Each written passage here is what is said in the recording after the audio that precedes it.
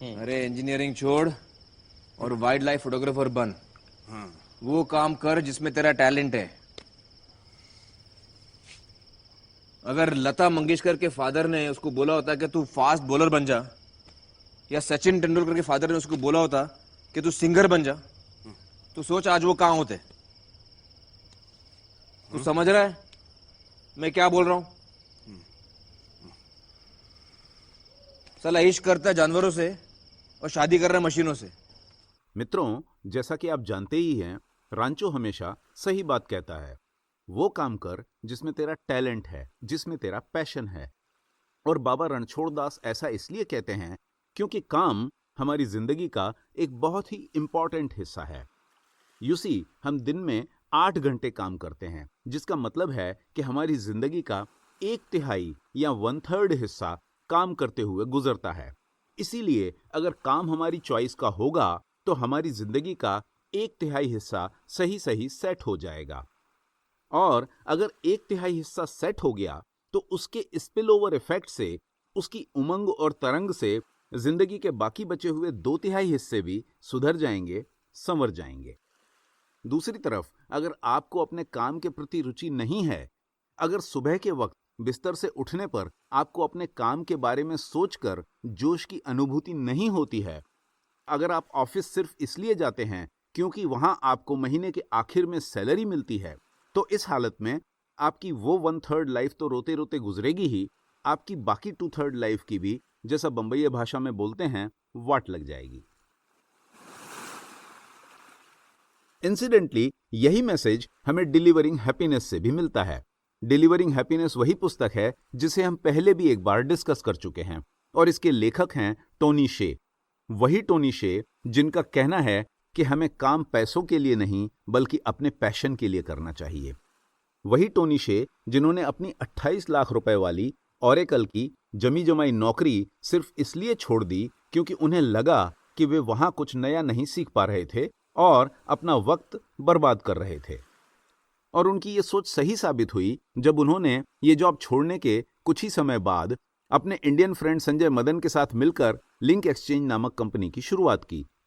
Link exchange एक प्रकार की इंटरनेट एडवर्टाइजिंग कोऑपरेटिव थी, जिसके द्वारा वे एक वेबसाइट के एड्स दूसरी पर दिखाने का एक एक्सचेंज प्रोग्राम कार्यान्वित करते थे। लेकिन वे इंटरनेट के शुरुआती दिन थे और उन दिनों सिलिकॉन वैली में लोग हर तरह की इंटरनेट कंपनी के बारे में एक्साइटेड थे। सो टोनी का काम चल निकला, और ऐसा चल निकला कि खाने पीने का भी टाइम नहीं बचा। वर्कलोड इतना बढ़ गया कि दोनों पार्टनर्स लगभग 24 घंटे काम करने पर मजबूर हो गए, और इस जीतोड़ मेहनत का फल उन्हें जल्दी मिला।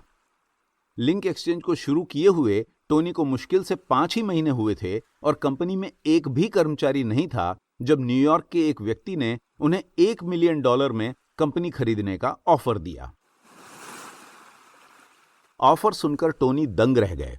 ये 1996 की बात है और उस समय उनकी उम्र सिर्फ 23 साल थी।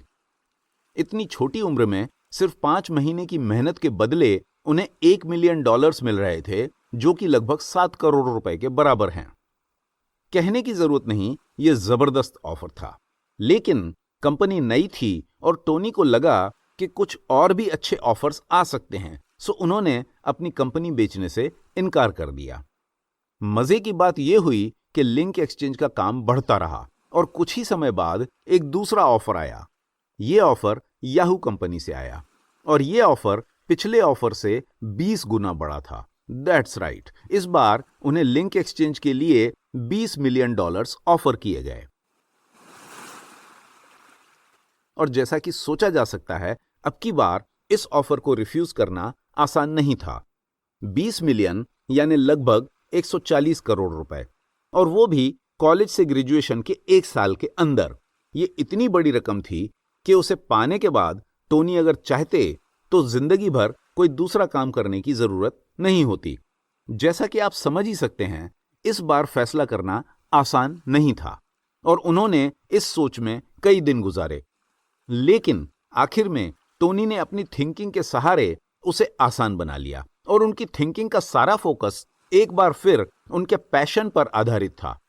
उन्होंने सोचा कि अगर मैं इस कंपनी के काम के बारे में पैशनेट हूं अगर ये कंपनी चलाने में मुझे सचमुच मजा आ रहा है, अगर सुबह सवेरे नींद से जागने के बाद मैं ऑफिस जाने को उत्सुक रहता हूं, तो फिर ऐसी कंपनी को बेचूं क्यों?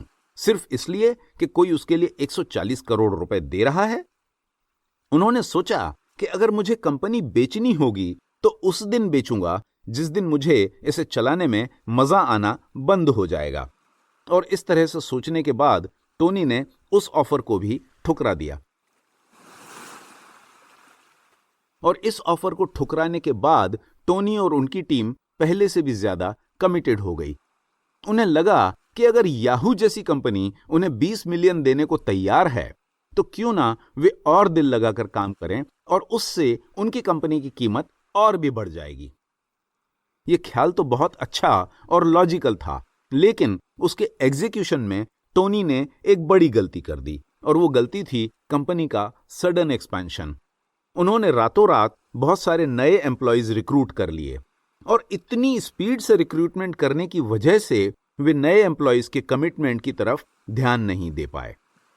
ऑब्वियसली उनके नए एम्प्लॉयज को इस कंपनी से कोई दिली लगाव नहीं था, उन्हें काम करने का कोई पैशन नहीं था। वे तो सिर्फ अच्छी सैलरी और अच्छे स्टॉक ऑप्शंस की लालच में वहां आ गए थे।